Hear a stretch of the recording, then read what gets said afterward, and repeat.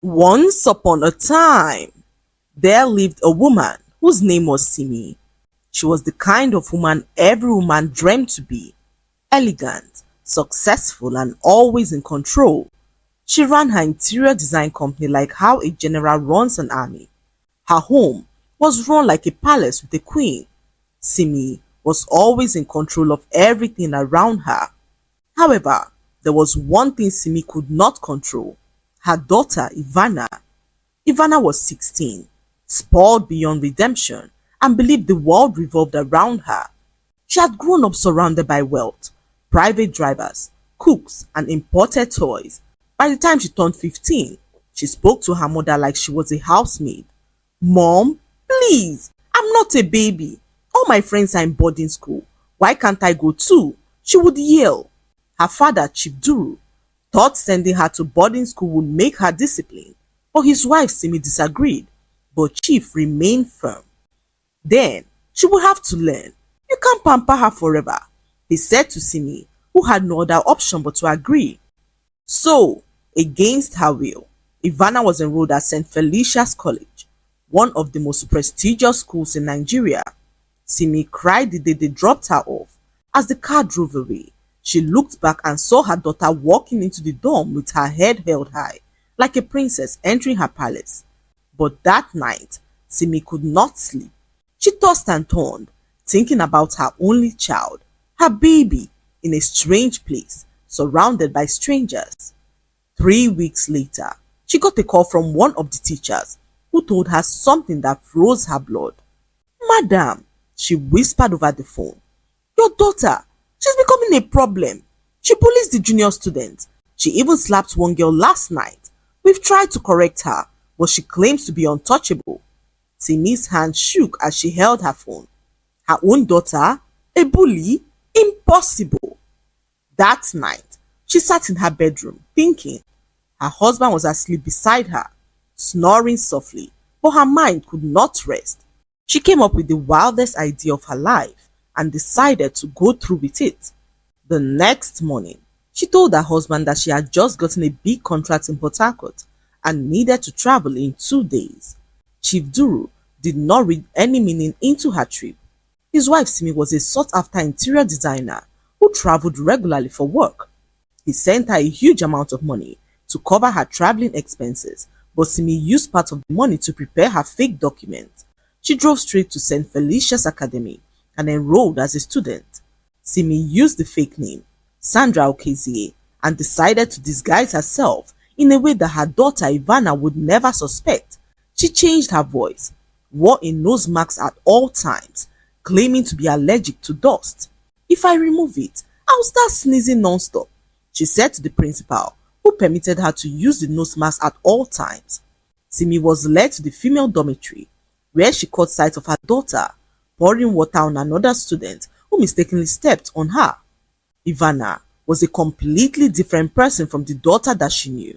She stood there and watched as the poor junior screamed, drenched from head to toe.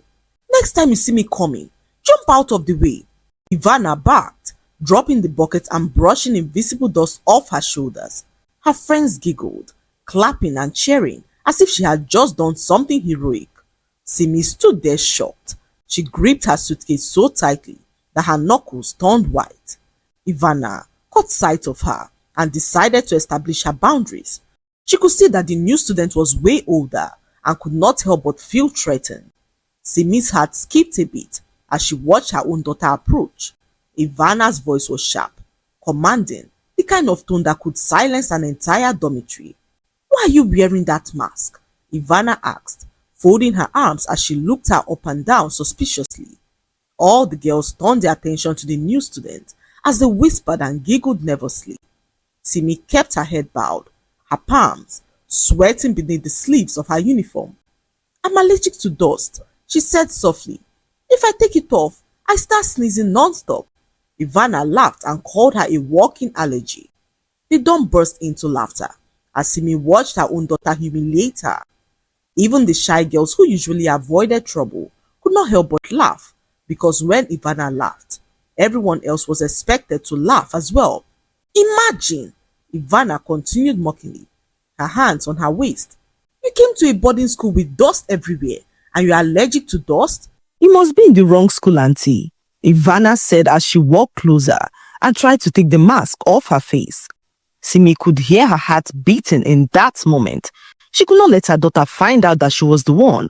So, she had to act fast to make sure that Ivana does not take off the mask. Simi began to cough sporadically. She coughed so hard that Ivana moved back and stared at her in disgust.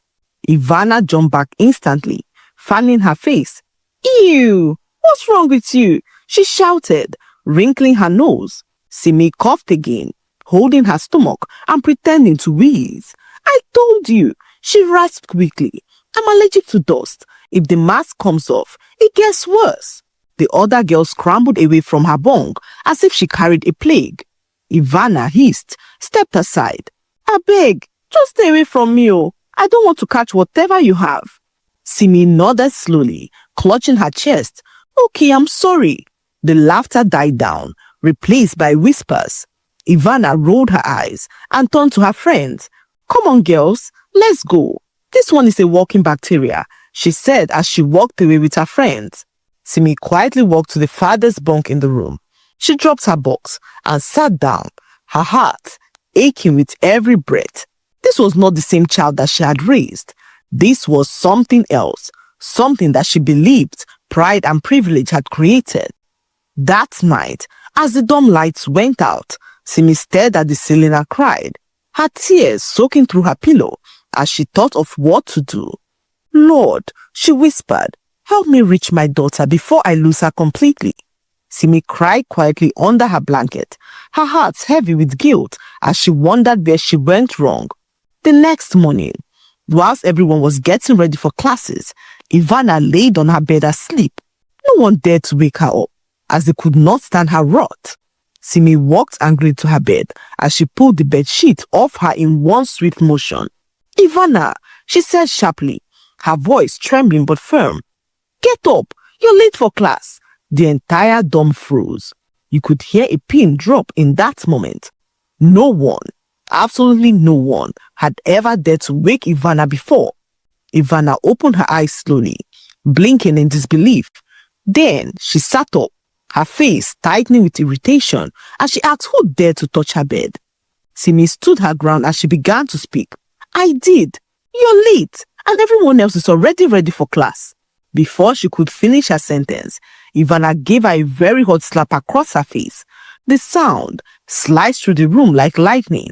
It was hot, sharp and humiliating, and it took Simi every ounce of courage not to react. She staggered backwards, one hand flying to her cheek as the room fell silent. The sting burned deep, not just on her face, but in her soul. Her own daughter, her own flesh and blood, had just slapped her across the face. Ivana stood tall, eyes blazing, her chest heaving as she pointed at Simi.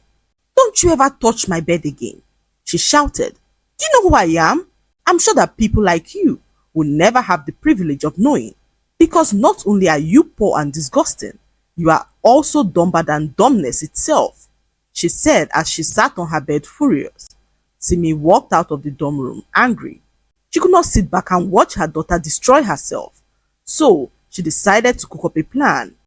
Later that evening, Simi pretended to be weak and clumsy as she spilled dirty mop water on Ivana's bed. Ivana returned a few minutes later to the horrifying sight.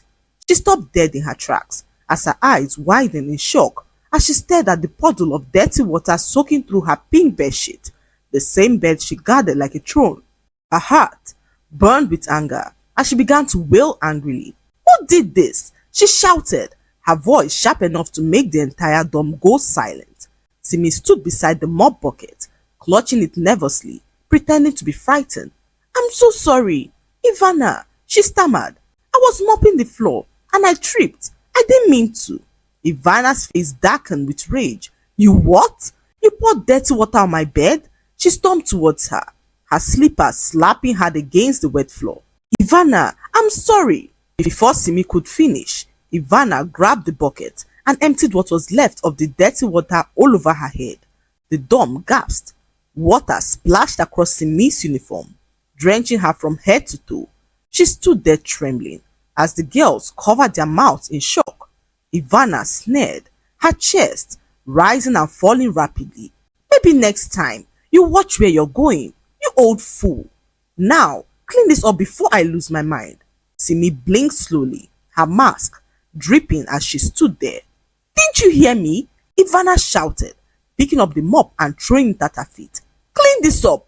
You think because you're wearing a mask that you're special? You're nothing.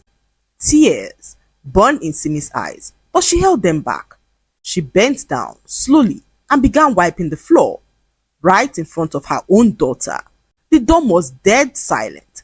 No one dared to move. Even the girls who idolized Ivana looked uneasy. The scene was too cruel, and that was when the door burst open. What is going on here? It was the house mistress, Mrs. Chika. Her eyes darted from the drenched mattress to the dripping woman on the floor. Who did this? She demanded, but no one spoke. Mrs. Chika's gaze fell on Ivana. Miss Ivana Duru, is this your doing? Ivana scoffed. She messed up my bed, ma. I just wanted to teach her a lesson. Enough! Mrs. Chika snapped. Do you realize how serious this is? You poured dirty water on another student? Are you out of your mind? But ma, I said enough! The woman turned to the rest of the dorm. You're witnesses, right? The girls exchanged glances. Slowly, one by one, they nodded. Mrs. Chika's jaw tightened. Everyone here will serve as witness in the report I'm writing to the principal. Ivana's confident face faltered. Ma, please. No, Ivana. Mrs. Chika cut her off. You've been warned too many times. This time, you've gone too far. The next morning, the entire school gathered at assembly. The principal herself stood before the crowd, holding a file. Her expression was grim. Yesterday, an unfortunate incident occurred in the girls' dormitory. One of our senior students decided to pour dirty mop water on a fellow student in front of witnesses. A murmur rippled through the students. She turned to Ivana, who stood trembling, her head bowed. Ivana Duru, the principal said, your behavior is unacceptable. From this moment, you are hereby suspended from all school privileges for 1 week, and as part of your punishment, you wash and disinfect every single toilet in this school alone. The crowd gasped. Let this be a lesson to everyone. The principal continued. Arrogance, pride and cruelty have no place in St. Felicia's College. That afternoon, Ivana knelt in the sun, scrubbing toilets with gloved hands, while students passed by and whispered. Her once perfect hair was tied up roughly. Her face was streaked with sweat and shame. From the far corridor, Simi stood quietly, watching. Her heart ached, but she didn't move. For once, her daughter was not surrounded by followers. She wasn't laughing. She wasn't cruel. She was silent, humbled, and finally facing the consequences of her actions. Simi was so delighted to see it. She hoped that this would change her daughter into a respectable young woman. Night came, and Ivana returned to her dorm room in tears. She spent the night crying, and Simi felt so terrible for what had happened. Simi cried silently in her bed. She could not stand to see her daughter in pain. However, she knew that this was a necessary lesson for Ivana to learn, a lesson that would save her life from the danger that loomed ahead. The next morning, Simi was about leaving the hostel for classes when Ivana approached her to apologize for what she did. Simi could not believe her eyes. She froze. Her daughter, the same Ivana who once slapped her, humiliated her, and poured dirty water on her, was now standing right before her, her head bowed and her eyes glistening with tears. I'm sorry. Ivana's voice trembled. Sandra, please, I'm sorry. Simi turned slowly, her heart thumping in her chest. She had imagined this moment 1,000 times, but never like this, never so sincere, so soft or human.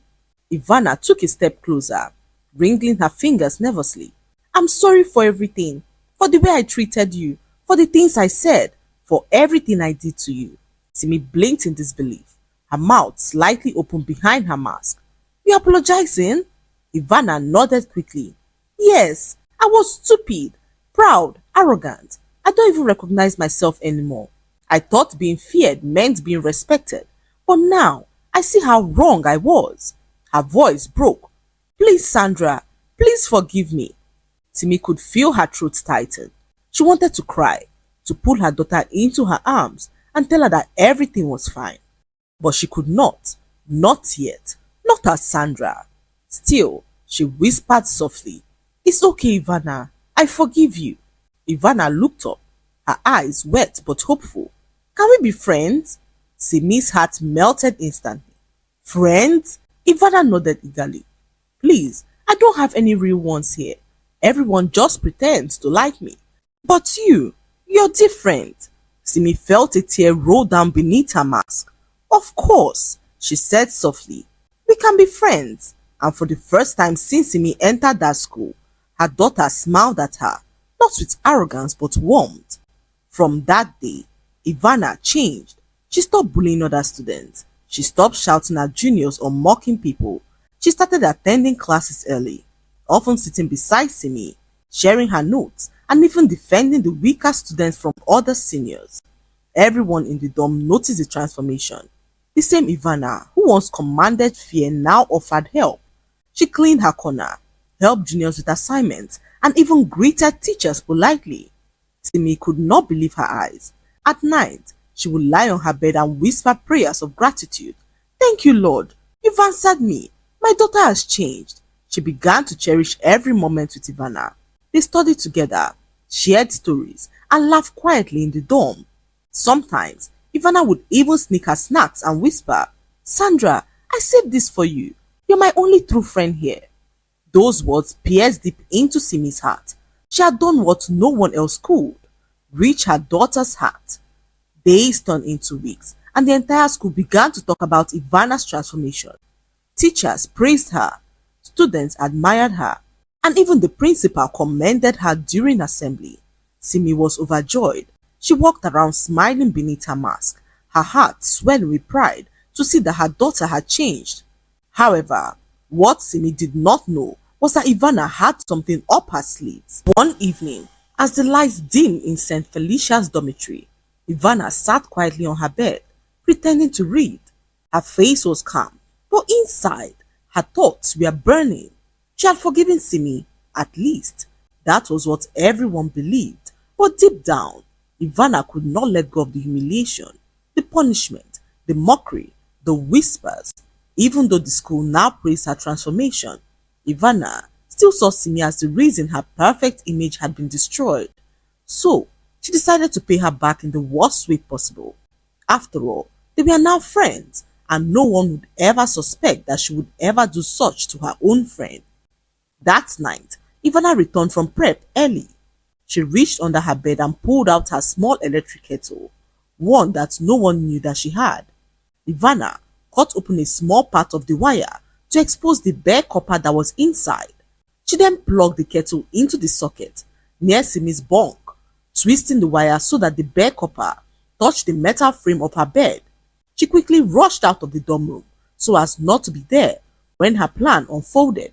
Her heart pounded as she snuck out of the dorm room. For a moment, her hands trembled as she wondered if anyone had seen her.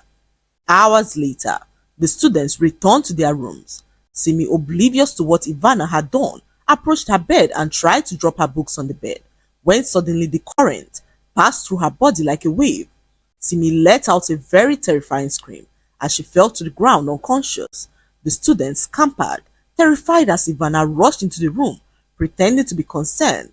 To her surprise, she saw her own mother being rushed out of the dorm room to the school hospital. Ivana could not believe her eyes. She had just electrocuted her own mother, the same woman who she loved with all of her heart. Ivana, in her wildest dreams, could not believe that her mother was the same woman who she had bullied, mocked, and humiliated for weeks. Her knees buckled as she watched the teacher rush her mother to the hospital, her mask half burnt from the electrocution. "Mommy!" Ivana whispered, her voice trembling. "No! No, this can't be real!" she said as tears poured out of her eyes like a fountain. The female dormitory was now in chaos as Ivana stood frozen, her mind spinning, her chest tightening as reality began to sink in. She had done this. She, Ivana Duru, just electrocuted her own mother. Minutes later, Simi was rushed to the hospital unconscious. The smell of burnt fabric, lingered on her uniform as the doctors did everything possible to save her life. Ivana remained in her dorm room, broken, as she prayed to God to save her mother's life. Hours later, her father arrived at school, too furious to comprehend all that was happening. All the while, he believed that his wife was in Port Harcourt for a contract. Little did he know that she disguised herself as a student and enrolled in her daughter's school. What was even more shocking was the fact that Ivana did this horrible thing to her own mother. Chief Duru in that moment requested that his daughter be transferred to a military school in town, where Ivana would have no other option but to be disciplined. 3 days later, Simi woke up in the hospital. Her husband informed her that their daughter Ivana had been transferred to a military school, the same school that he attended so many years ago. Simi felt so terrible about it. However, at this point, she knew that Ivana needed all the discipline that she could get. Her husband asked why she did what she did, and Simi, with tears in her eyes, turned her face away in shame. She had gone undercover to save her own daughter and almost lost her life in the process. She looked back at her husband, her heart breaking as she began to speak. Our daughter was slipping away from us, Duru. She was turning into a stranger, and I had to do something about it. I thought I could fix her quietly before the world ruined her completely. However, what I saw these past weeks was more than horrendous. Our own daughter turned out to be my worst nightmare. She almost killed me, she said to Chief, who sat beside her to comfort her. He narrated how broken Ivana was and how his decision to transfer her to a military school would straighten her out in no time. Nigerian Navy Secondary School was a school known to instill discipline, even in the worst behaved children, and Chief, being an alumni, knew it was the only place that could truly break and rebuild their daughter. Months passed, and Ivana's life in the military school was nothing like she had ever imagined. There were no servants, no luxury, no one to bow at her command. She woke up at 4:30 every morning to the sound of a whistle, scrubbed toilets, washed her uniforms by hand, and ate whatever she was served. Every mistake came with punishment, not the kind that humiliated her, but the kind that taught responsibility. Slowly, her arrogance began to melt away. For the first time in her life, she understood the meaning of humility, hard work, and respect. By the end of the term, Ivana had transformed into a completely different girl, quiet, obedient, and thoughtful. When she returned home for the holidays, she walked into the living room, knelt before her parents, and burst out in tears. "Mommy, Daddy, I'm sorry," she said, her voice shaking. "I've learned my lesson. Pride almost destroyed me. I'll never take your love for granted again." Simi held her close, tears streaming down her face as she whispered, "That's all I ever wanted, my child, to bring you back before the world destroys you." And from that day, Ivana became the daughter her parents had always prayed for, humble, kind, and wise, having learned the hardest lesson of all, that pride always comes before a fall. The lesson to be learned from this story is that pride and disobedience always leads to destruction, no matter how beautiful they appear at first. A child who refuses correction invites pain into their own life, and a parent who loves must sometimes take drastic measures to save their child from themselves. Ivana learned the hard way that true strength is not in arrogance or control, but in humility, discipline, and respect. In the end, life has a way of humbling those who refuse to humble themselves. I hope